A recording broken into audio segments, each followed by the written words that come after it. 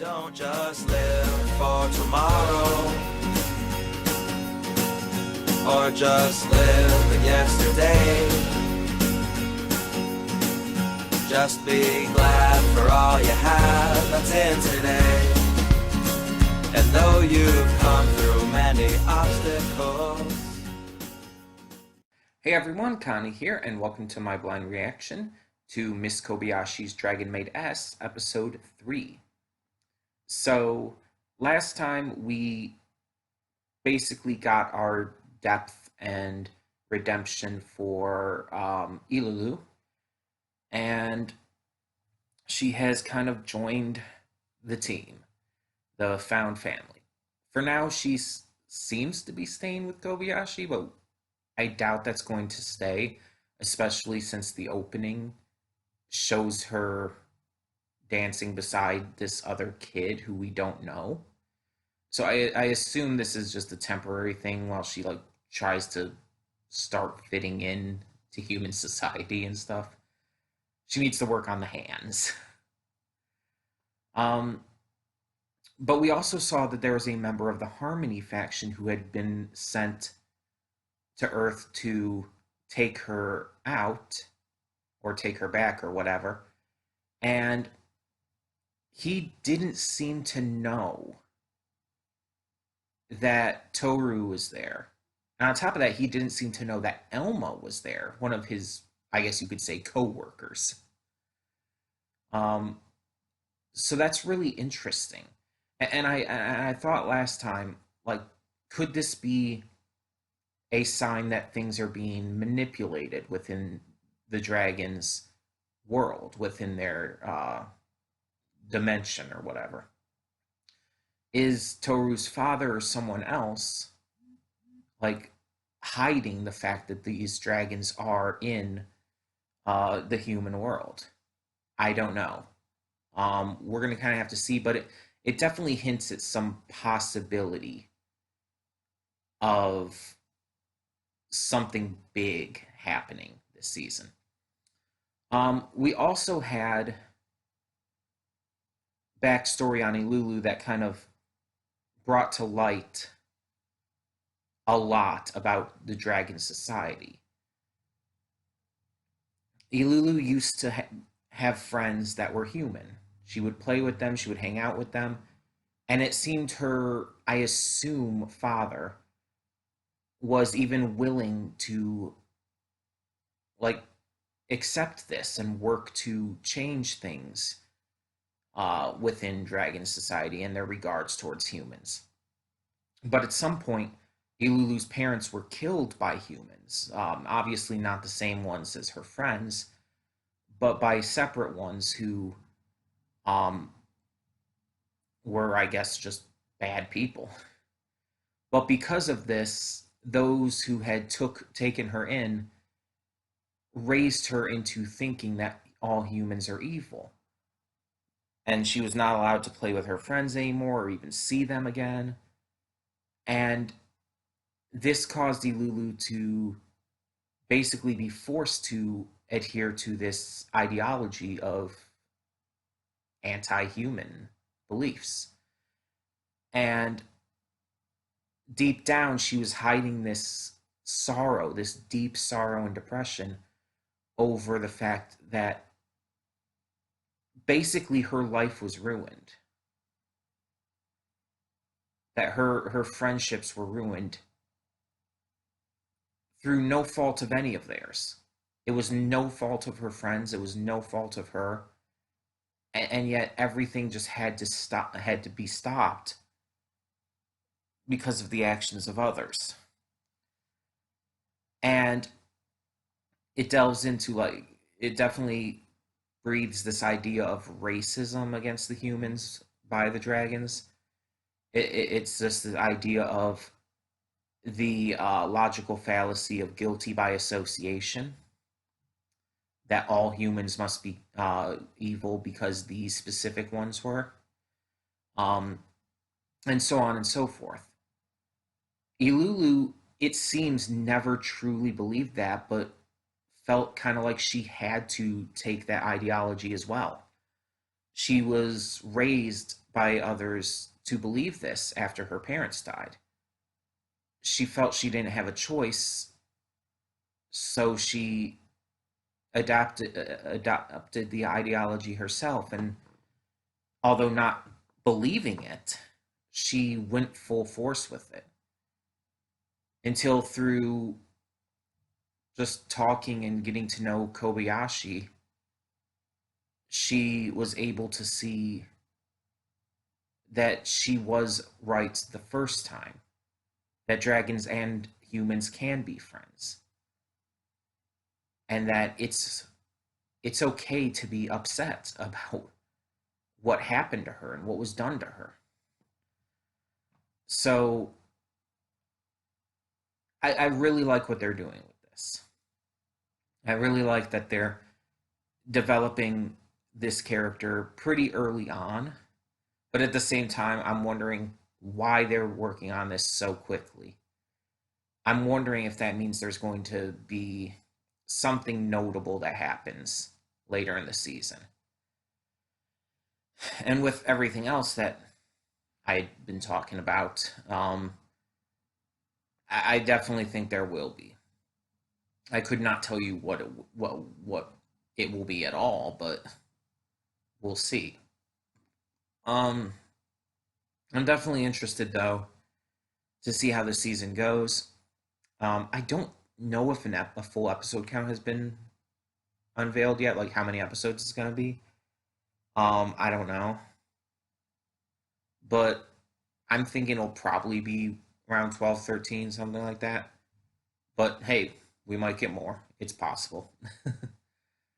um, yeah, I'm definitely interested to see where they take this, where they take just all of this with Ilulu and Toru clearly being jealous. I'm just really curious as to how far they're going to go with a lot of this and what other new stuff we're going to see and what other new dragons we're going to see this season. Because we've already seen another one, again, the Harmony faction dragon.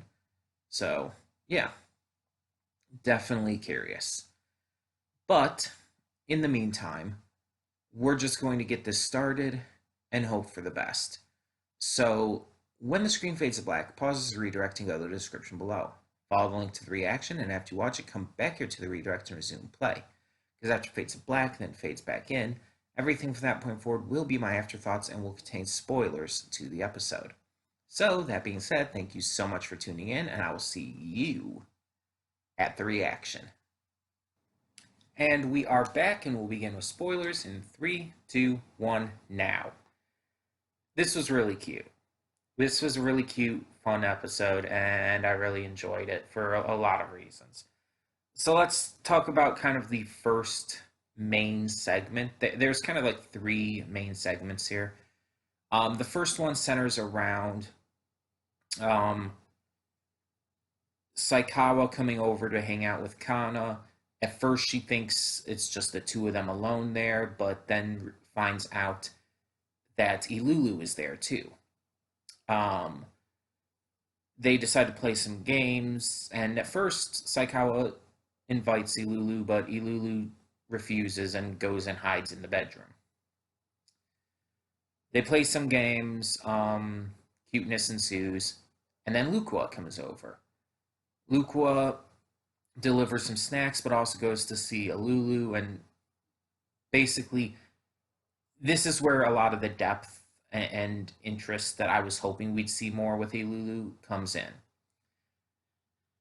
And so we see that Ilulu is feeling extreme guilt over her actions. Her actions in aggressively just trying to destroy the city and whatnot when she first arrived. And she feels like she doesn't deserve to have fun with them, with Kana and Saikawa, because of what she's done. So she continues to hide while Lukua hatches a plan. So while Ilulu's back in the bathroom, hiding in there, Lukua uses a P beam to make Saikawa have to use the restroom, which is like, what? I get the intention, obviously, but at the same time, it's just a total what the fuck moment. But Saikawa heads to the restroom, sees Ilulu in there again, and then Lukua locks her in so that they have to talk. And they talk. And it's, Saikawa being Saikawa and everything. But she openly says that she would like to be friends with Ilulu as well. And once again invites her to go play with them. This time, Ilulu accepts, and she has fun. She enjoys it, and she finds herself belonging. She feels the same joys that she felt when hanging out with the human friends she used to have. And now she's hanging out with a human again. And another dragon, but still. It's really cute and it's really nice, and it's like this is exactly what I wanted to see with Ilulu going forward. After finding out her backstory and everything last episode, after seeing like how she really felt about humans and how she really basically just wants friends. I was hoping we would see stuff like this, and we're getting to see how she's interacting with this core group we've already established and how she's becoming friends with them. When I first heard of Ilulu, this was between seasons 1 and 2. I don't even think season 2 had been announced yet. I heard of Ilulu because of the internet, because of Twitter and stuff, and because of people bitching about her design. Even back when it was just in the manga, even before it was announced for the anime. But people had like been saying like, oh, when the anime gets to this character, it's gonna be like, oh, all terrible because she's such a terrible designed character and bullshit like that. I believe I talked about this in a previous episode reaction to this series, but just in case, gist is that people don't like the design because of their views on things with it. They view it. They view Ilulu just the same way as they view like Uzaki from Uzaki-chan. They see it as like a little girl body with large breasts, and just ignore the fact that people with body shapes like this exist in real life. Adults, I mean, and everything. And so it's like, and within canon, Ilulu is around the same age as Toru. Like, that was stated. She's an adult. She just has a small body, and those types of people exist, and that's fine. It's actually ironic that the people who are complaining about the idea of these designs sexualizing children are the ones who are sexualizing them, in a way. But anyways, when I first saw Ilulu's design, I admittedly wasn't a fan of it. Not because of the same reason as other people. I just didn't think it looked that great comparatively. And so I was worried about how she would translate into the anime and what her character would be like. And I can already say with absolute certainty, she fits in perfectly with this series, with these characters. Everything just works. She is a part of this crazy found family now. And I still think she's probably going to end up leaving this. The opening, again, kind of hints that she's going to end up staying with another human, but she could still be seen as like part of this found family in a way. And I think that's really great. I think the fact that she fits in so well, that she just feels like a natural part of this show, of this world, of this friend group. I like that. In fact, I love that. And I like her personality and her character, the depth she's given. It works. I'm still not the biggest fan of her design comparative to like other characters in the show. Like, yeah, Kobayashi and Toru design wise look better. Elma looks better. Kana, of course. But it's like, even with all these other characters, in my eyes, having better designs, like, Ilulu is still a fantastic character, and she's still enjoyable, and she's still likable. And you want to see her just make friends and be happy. So I think they succeeded. I fully do believe that they succeeded with her. But anyways, let's continue on. The second part of this episode, um, the second act focuses on on Toru trying to find a extracurricular activity. Or actually, hold on. Let me make sure about something here. No, I'm sorry, I got that mixed up. Okay, I wasn't sure here. Okay. The second main act focuses on the maid outfits, actually. I got those two mixed up. So let's talk about this one. So this second main act, Toru brings everyone together in order to find to design a maid outfit that will work best for Kobayashi to wear. Just not like always or anything, but just for fun. Um, just to try on a maid outfit and everything. Because when she was in high school, she had saved up to buy this maid outfit she really liked, and then was told that she didn't look good in it by her own family, apparently. And she started having body image issues because of that. And I'll talk about that in a bit. But so Toru wanted to get everyone together to brainstorm these ideas. And so they start thinking of ideas.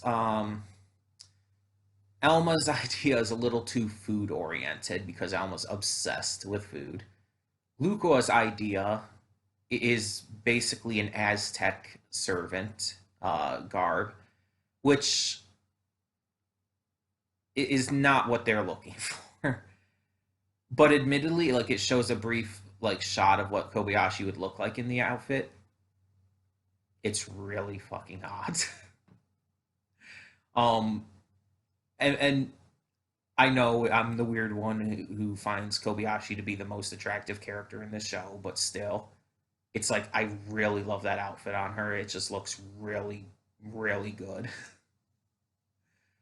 Um, and we see Takia, Fafnir. They have outfits that are like too cutesy for Kobayashi's personal tastes in regards to herself.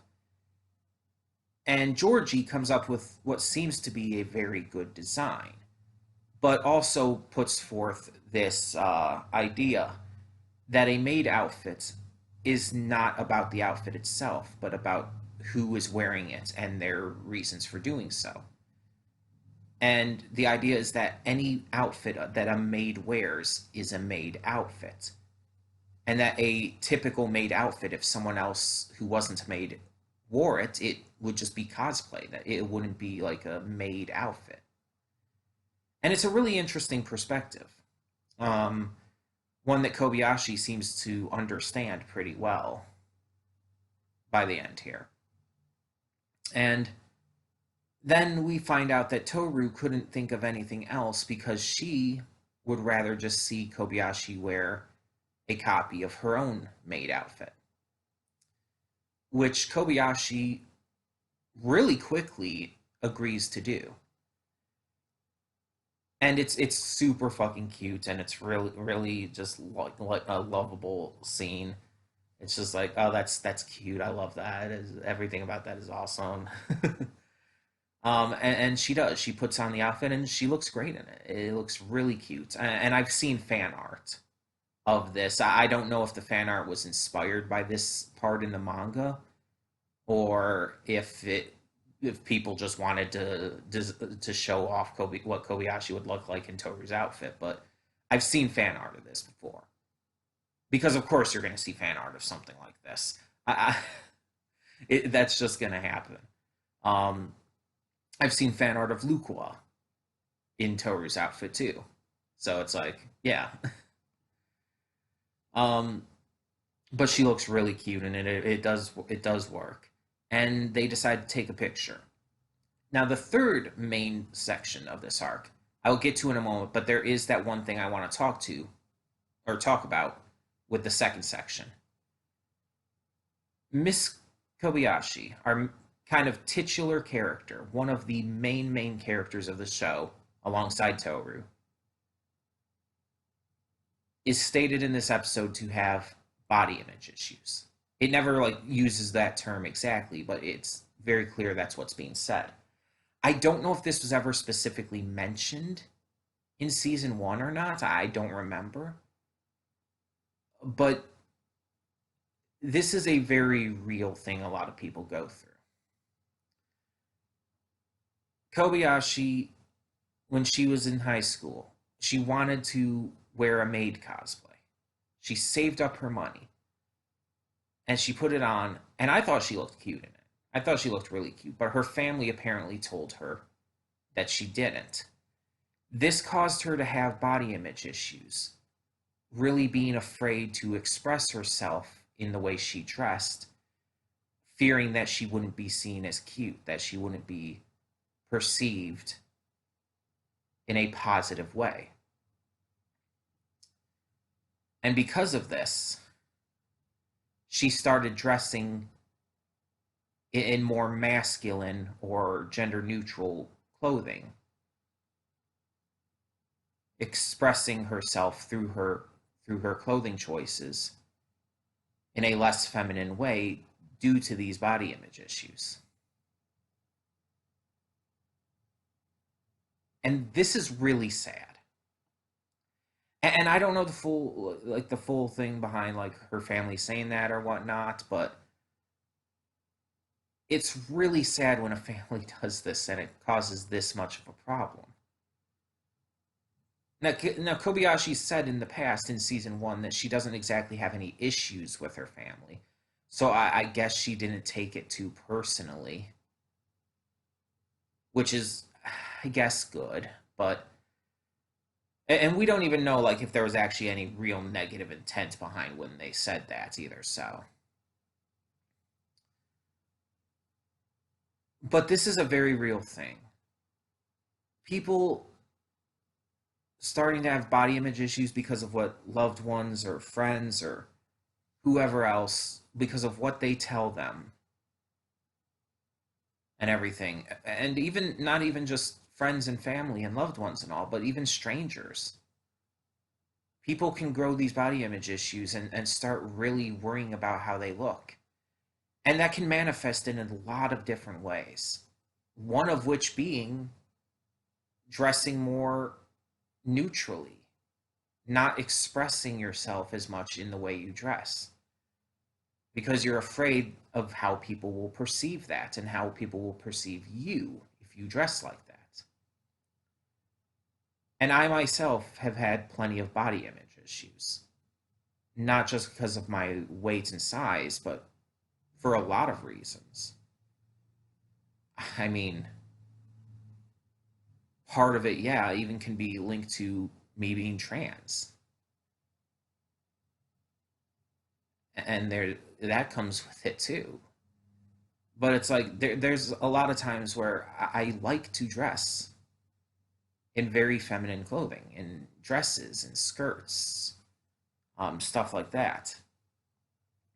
But a lot of the time, I don't. And whenever I do, I'm very self-conscious about it.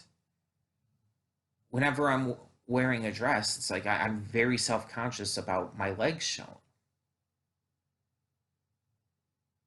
And again, there's a lot of reasons for this, but it's like I very much understand those kind of issues that Kobayashi is facing in this regard. And so seeing her constantly say stuff like, "Oh, these outfits are too cute for me," is sad because she's saying that she doesn't believe she's cute enough to make those outfits work. And to see where that came from, literally being told she didn't look cute in an outfit that she saved up her money to buy and that she really liked. That's really sad. And she even admits that she kind of became this maid otaku and everything because of her body image issues, causing her to not want to dress like a maid again. It kind of ended up being a coping mechanism in a way. It's like, oh, I can't dress like a maid again because I've been told I don't look cute doing so. So I'm just going to kind of admire them from far away. And there's nothing wrong with like admiring maids and being this maid otaku or anything. There's nothing wrong with that. Um, but it's the circumstances surrounding it with Kobayashi that makes it sad. And it's just like I really do feel bad for her character. And again, yes, part of that is because she is my favorite character and everything in this series. Um, but still, it's like you really feel bad that she's had to go through that. But we also see, and she even admits that she has changed a lot since Toru became her maid.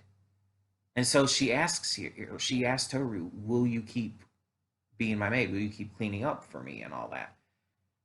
And it's like that's really meaningful, not just because we see how much she's grown to care for Toru, which we saw plenty of in season one, but it means so much because of what it's meant and what it's done for Kobayashi and her mental image of herself. And I think that's fantastic. I think that's a really fantastic, real thing to put in a series like this that is majorly focused on comedy. To have these moments of realness just really makes this series something special. Even though it's a parody series, even though it's making fun of so many tropes here and there, the fact that it's still willing to do something like this, to handle something that's pretty damn serious, is really nice to see. Because so many comedy series will ignore that kind of shit just to make stupid jokes. So yeah, I really like that. But let's actually talk about the third act now. So the third act centers around Toru trying to find a hobby. She has a lot of free time on her hands, so she's trying to find a hobby. Um, she tries out a couple different things with the neighbors who we've met before in season one. And she finds that she's too good at everything. And the woodworker guy, I don't remember any of the neighbors' names, but he tells her, it's like, yeah, you're really good at this stuff.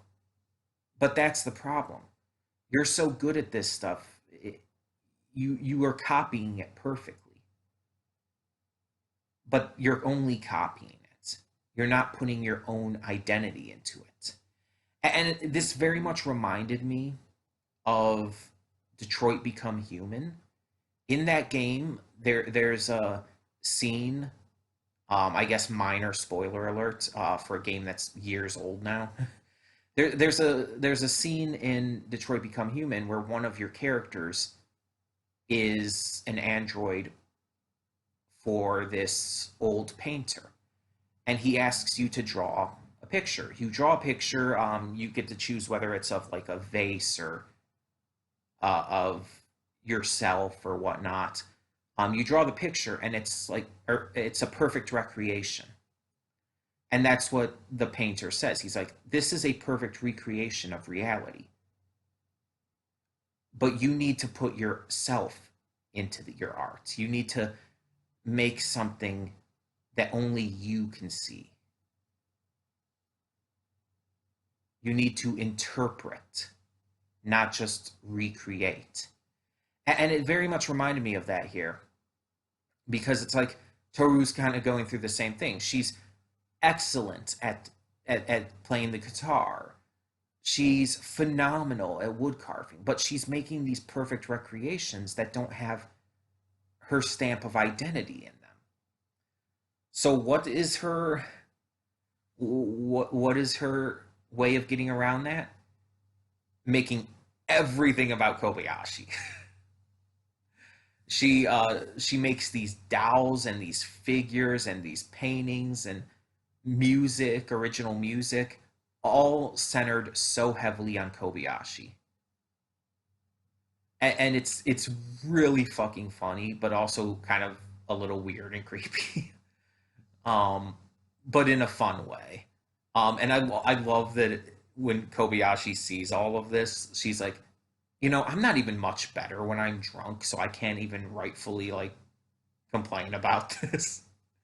It's like, oh, that worries me.